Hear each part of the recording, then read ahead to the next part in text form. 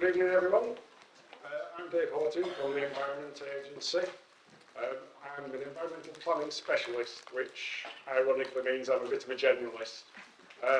In terms of Windermere, I spend a lot of my time speaking with my colleagues in other teams, the environment officers who go out and do regulation, the people who go out and do sampling, people who analyse the data, and I speak to them to sort of gather a picture of what's happening in Windermere and try and look at the planning side of it and see what we can do to make improvements for Windermere and what we need to do in terms of monitoring to make things better and find out what's happening. Just in terms of the Environment Agency, what do? We regulate water quality and water resources, so discharges to the environment and abstractions from water bodies. We regulate fisheries, we have roles in conservation and ecology. We're responsible for managing the risk from flooding, from main rivers, reservoirs, estuaries and the sea. As you're probably well aware, there have been lots of flood alerts issued over the last few days and some flood warnings in the area due to the rainfall from Storm Debbie. And we also regulate major industry and waste. In this presentation though, I'll just be covering our monitoring role and what we do in Windermere and the catchment. We have a regulatory role for monitoring, where we look at the Water Framework Directive, bathing waters and permitted sites. So those are sites that require a licence or a permit to discharge. And also we do water quality investigations. Those might be on a catchment scale, or also they might be on a specific watercourse where we know there's an issue. And we also look at algal blooms. I'll also talk briefly about public involvement, what all you can do to get involved. I'm happy to answer questions at the end, as everybody else has done. There we go. Right, so that map there, those are our sampling point locations for this year. There are 28 sampling sites that include 4 bathing water sites, and there are also 7, the blue dots there. They're what we call sondes. They do real-time water quality monitoring. So that's a piece of kit that goes in the river, tests the water quality, transmits that to a website, and that's available in real time. This is probably the most extensive sampling system we have set up in Cumbria and Lancashire at the moment. I don't think there's anywhere else monitored as much. In terms of sondes, I've looked on a map. There's only the River Thames that comes close in terms of the number of sondes, and they're just our sondes. The other organisations you've heard from also have sondes, so there's a lot of data being collected on Windermere. This has been funded through our local monitoring commission, so we had to bid for this. Windermere is seen as a priority for us in Cumbria and Lancashire, and so we've got this extensive monitoring programme at the moment, and that's going to last for at least 2 years, and then it may be reduced, it may be maintained, we don't quite know yet. Then for the Water Framework Directive, has already been explained by Ellie.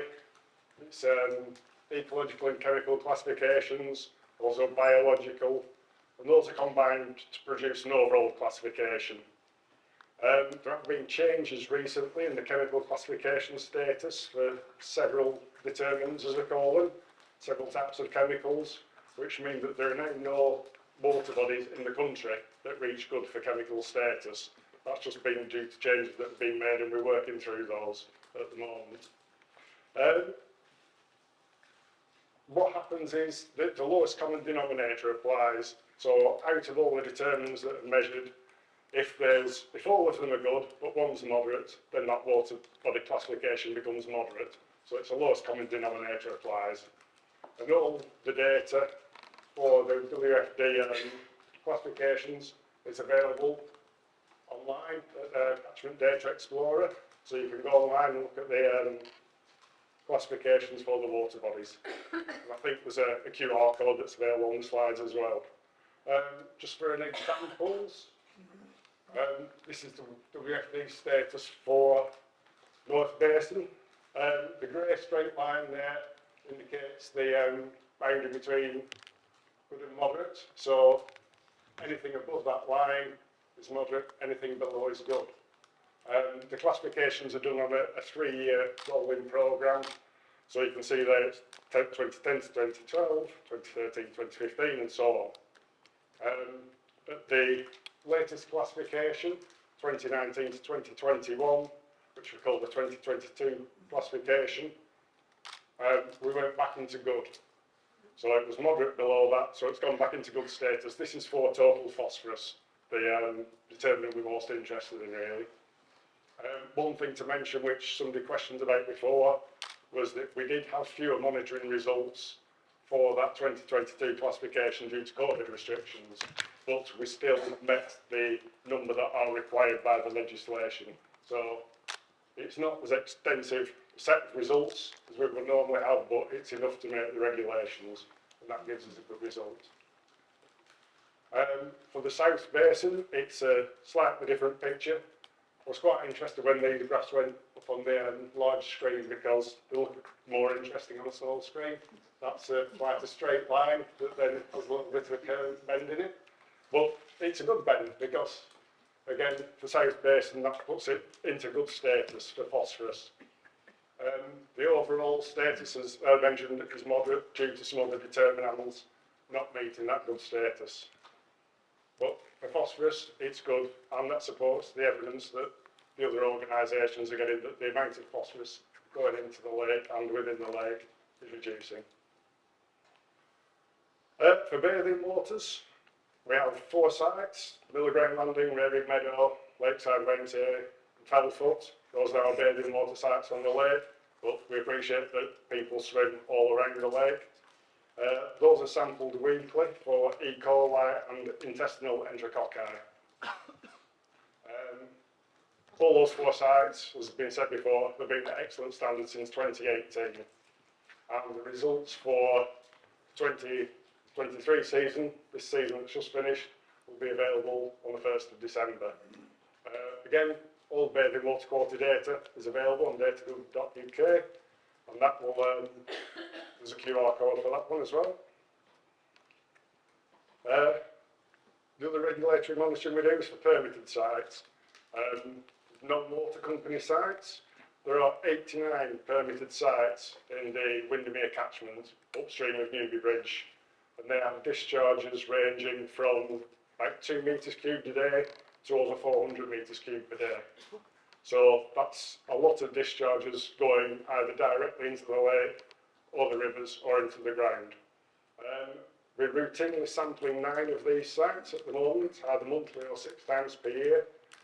Those sites have been chosen to give us a bit of a picture on what's happening on the catchment in terms of the quality of discharges entering the lakes and the rivers.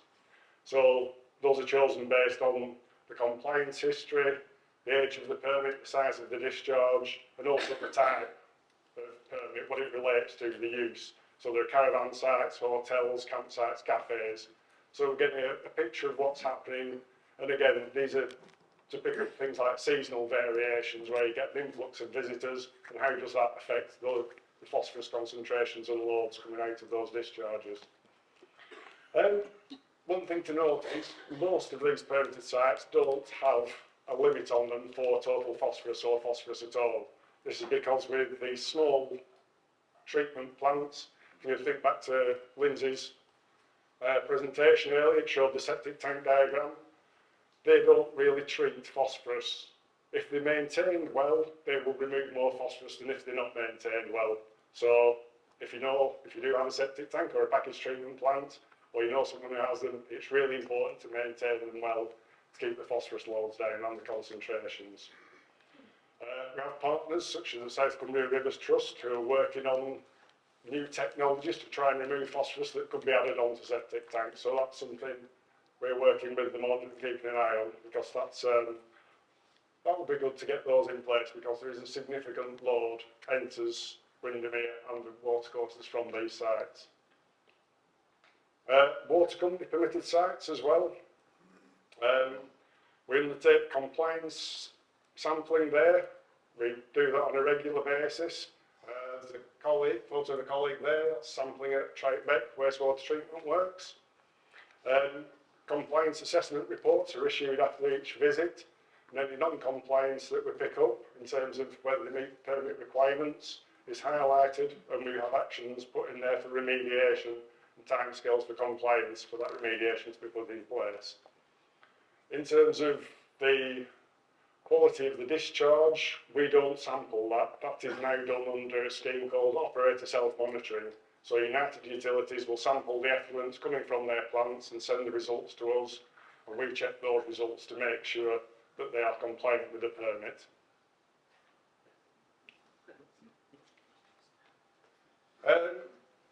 Away from the regulatory side, we do catchment investigations. The map earlier showed the 28 spot sample sites, including the 4 bathing water sites. Prior to 2023, we only sampled at 9 locations in the catchment, and not all those measured total phosphorus. So this is a real improvement we've got this year to try and get a better understanding and a better picture of where the phosphorus is coming from in the catchment. So at those sites we measure things such as the pH, the temperature of the water, conductivity, nitrogen, nitrates, ammonia, suspended solids, phosphates, chlorophyll, dissolved oxygen. So we measure a real suite of indicators there, so we get a good picture of what's happening. Those spot samples are monitored on a monthly basis. All the data for those is available on the Open Winds data site. So you can look at that. I think that's available for download as well. You can look and see what's happening.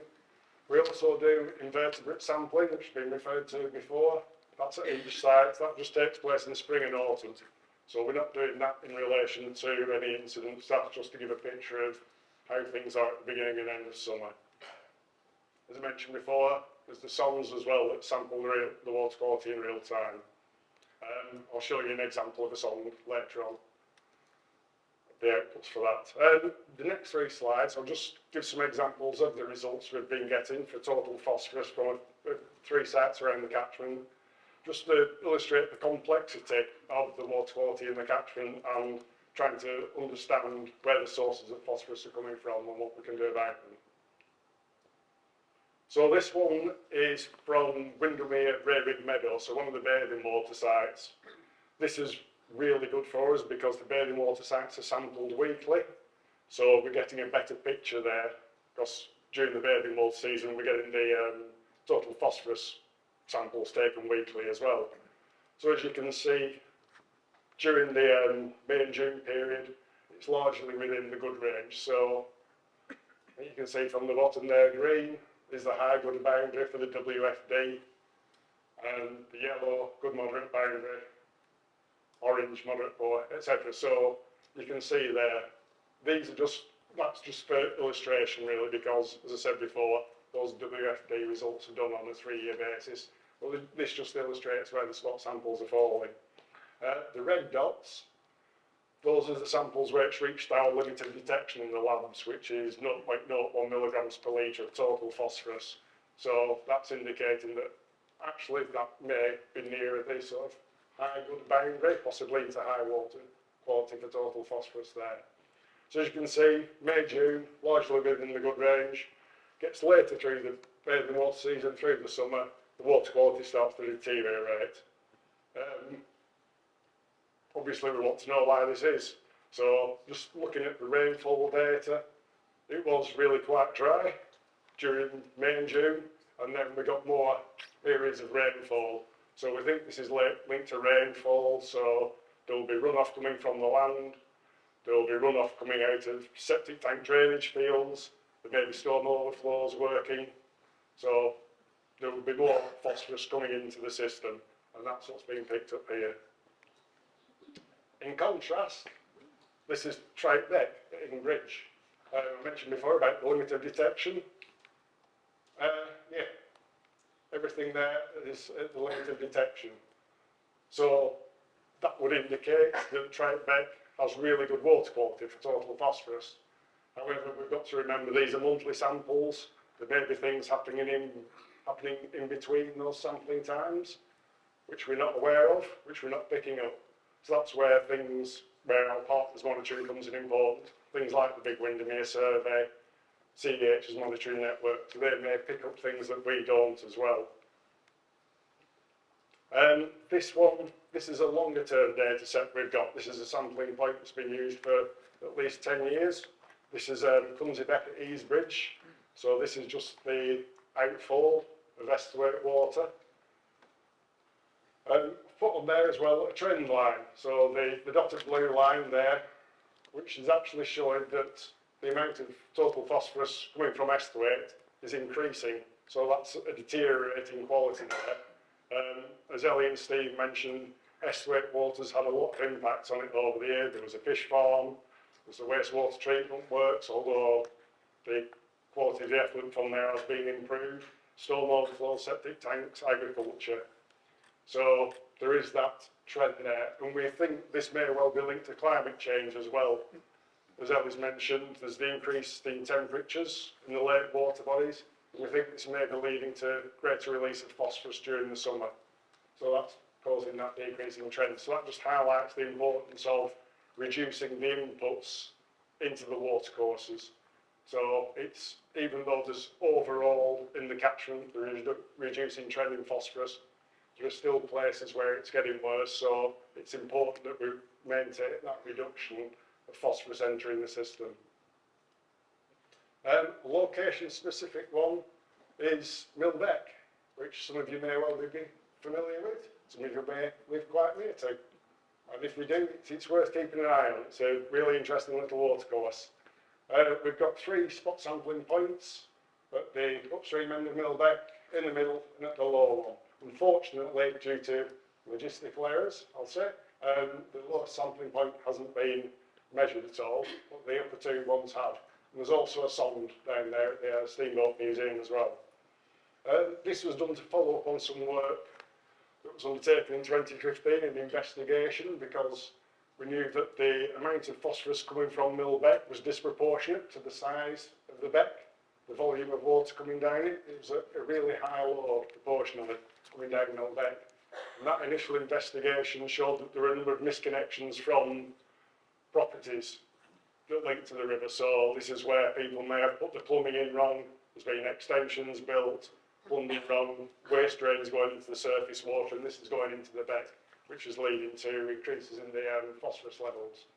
So we're aware that the phosphorus levels are still higher than they should be, so we're doing this investigation again. We're working with United Utilities on this, and the results of the big Windermere survey have been really helpful in this. They've supported our findings. That's one of the things which highlights the importance of the big Windermere survey in citizen science, and Ben will talk more about that later. This is a graph that's produced by the sonde. So the blue line is dissolved oxygen percentage, the green line is algae, I think. No, blue-green algae, the orange line, sorry. Reading that wrong. So you can see that, again, that's on Hydrology Data Explorer. If you go and click on that sonde, you can look at those. You can change the determinants between all the different ones that are available. You can change the date ranges, and you can download the data as well. So all that's publicly available for anybody to look at. Excuse me, could I just ask you what the bottom scale is? Can't read it from here. That's this one on here. Those are the dates. Yeah, but what sort of, are they weekly, yearly? Can't read it at all. Right, those are real-time dates. So those are showing from, that's the 13th of November there, that's the 7th of November. We can change the scale on those, and that's being produced in real time. So what's the first one by comparison? The first date down at that end? Yeah. That is the very small. That's the 2nd of October, I think. Even with, that's a very small time span then. it is, yes, but you can expand that time span. All that data is available since that sonde was installed, I think back in February. So you can get all the data there from that's been taken. These are the results from the 2 spot sample sites, which are really quite interesting. There are more results than these, but I've just picked these out in particular because these were all taken on the same day. So as you can see, those periods there and these 2 here at the end, very similar results. The blue line is the upstream sampling point, and the orange line is the downstream sampling point. But this one here, taken, I think it was the 6th of July, there's quite a difference between the results. When we've looked at the sampling data there, these ones with the closer results, the upstream sample was taken first, then the downstream sample, less than half an hour apart. On this occasion, that upstream sample was taken about 11:30, and this one was taken later in the afternoon, about 1:30. So that's indicating that something's happened in those 2 hours there.